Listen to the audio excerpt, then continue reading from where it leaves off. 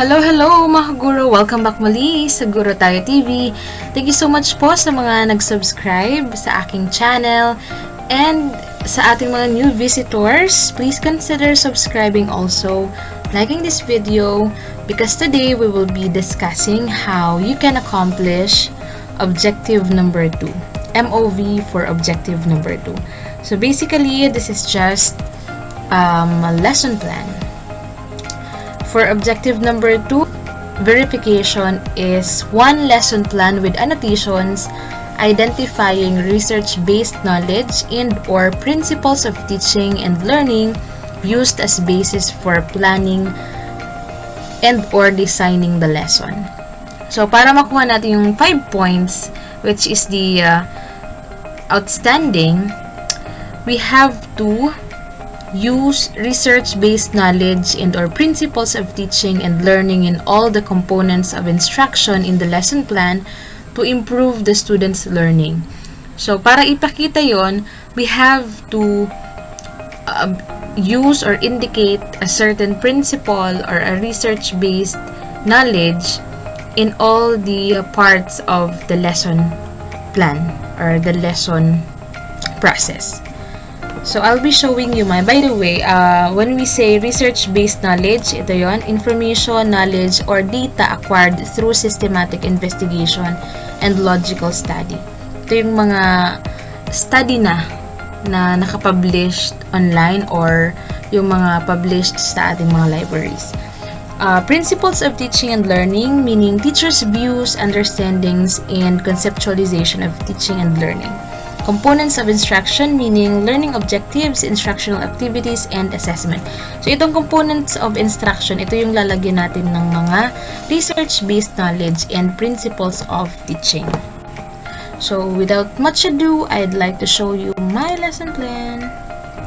By the way, ito na yung gamitin kong RPMS tool. Anyway,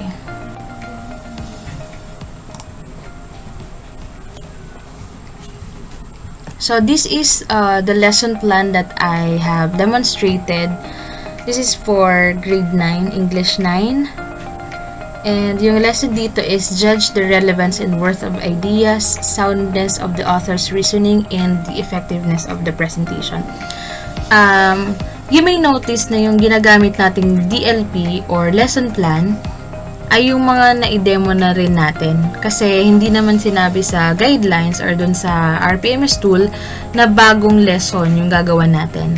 So, yung mga lesson plan na i-demonstrate na natin, we can use that. Ano po? Pero, ang pagkakaiba lang is, babaguhin natin siya dito sa portion ng annotation. Kasi yung hinihingi dito is the research-based knowledge and principles of teaching and learning.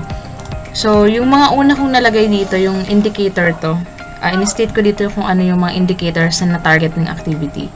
But, I did not change any activities in this lesson plan. Okay, so paano ko ba yun ginawa?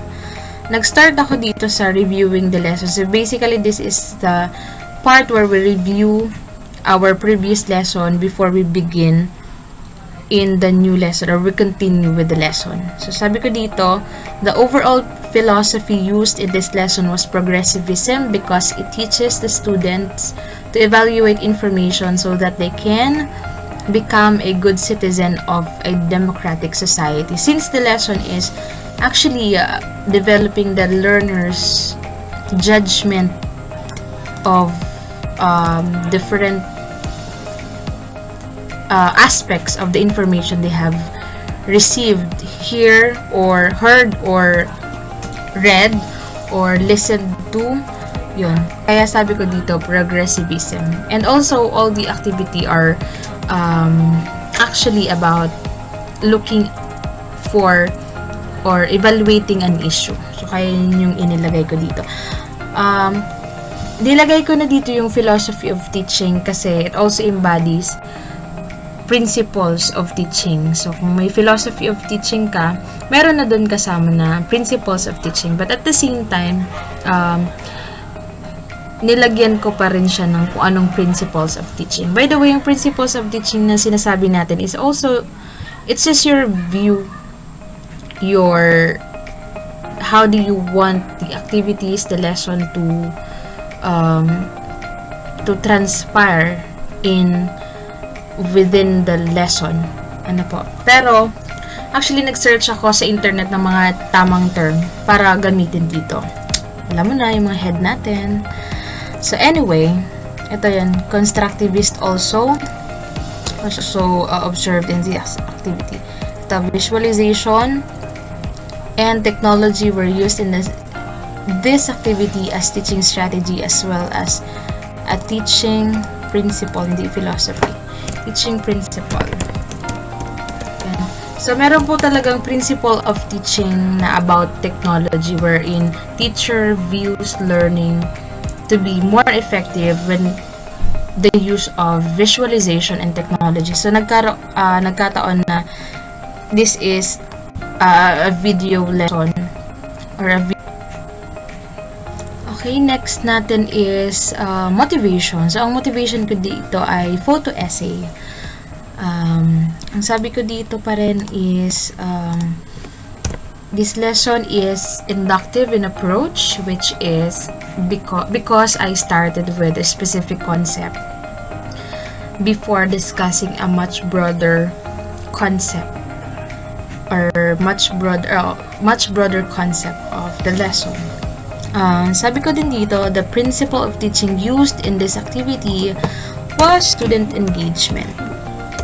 Why? Kasi students will be engaged when they perform these activities. So therefore, that is just the one principle of teaching employed in this particular activity. So, kung makikita nyo po yung annotation natin, mas madali siyang gawin kasi nakalagay na siya per activity, di ba? For example, yung activity sa motivation, lalagyan mo lang siya ng annotation. So, medyo mas clear siya kaysa nung gagawa tayo ng annotation na napaka-general sa baba ng lesson plan. Okay, next, yung activity. This is a differentiated activity. Sabi ko dito, the principle of teaching used in this activity is creating an active environment. So, may nabasa ako na when you group the students, you are creating an active environment, which is also another principle of teaching. And then ito, inelaborate ko pa siya. Next, yung dito sa developing mastery. This is a group activity. So, sabi ko dito, flexible grouping. Yan. Ito pa, inclusivity principle. Meron palang inclusivity principle na ngayon. So, nakita ko to. When you say inclusivity principle, you are making an activity for all the learners to participate on or with. In this case, is a siyang differentiated activity. Kaya, naka-separate, by group din to based on, anong sabi ko dito? Yun. So, based on their preference and emotion or emoji during that time. So, yun, naka-inclusive siya. Meaning, lahat ng estudyante can cooperate, can participate in the activity based on their emoji or emotion during that day. Ayan. Cooperative learning strategy was also used in this activity. Yan, contextualization and active learning principles once again. Yan. And also, dito sa application, sabi ko dito, the principle of reciprocity and cooperation was the principle